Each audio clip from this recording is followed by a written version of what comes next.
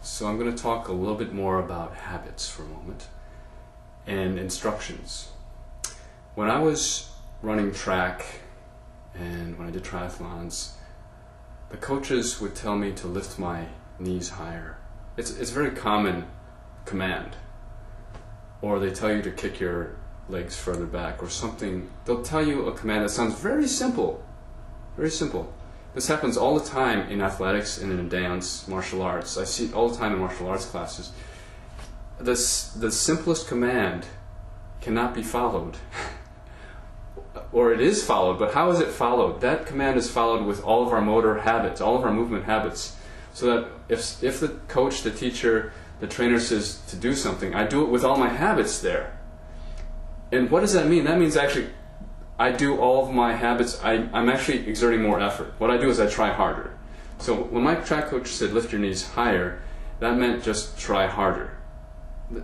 It's not that I didn't want to lift my knees higher, it's just the only way I could do it was the way I knew. And the way I knew meant I was going to work harder. Didn't work. I didn't get faster.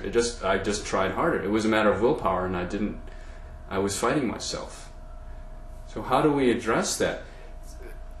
All those simple commands that are given, I've seen in martial arts classes or dance classes or salsa or track, or lifting weights, something as simple as running that we take for granted that we all have mastered the art of running, or walking. Okay, walking appears to be simpler. It's actually not simple. All those commands are neurologically extremely complex. How do you get someone to lift their knees higher? You see people who run and it looks like they don't know how to lift their knees. How do you get them to lift their knees higher? It's not going to work to tell them to lift it higher. That's been tried for the history of track and field, and there's a reason why most people drop out of track and field and they don't excel. Or some excel, but only to a limited degree by using willpower. It's because they haven't learned how. They haven't learned how to move their whole body in unison because they can't feel certain parts of themselves. They're unaware of how to do it.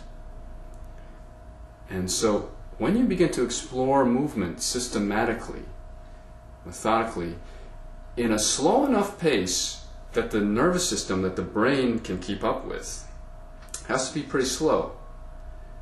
You start to create new neural pathways immediately. It's a neurological phenomenon. And when that happens, the nervous system has many more choices. And over time, as you continue to do that, your movement fundamentally begins to change. That's how you learn. Not by the simple commands that really are not simple, they're extraordinarily complex, but by building neural pathways, by exploring new movement. Systematic, new, non-habitual movement.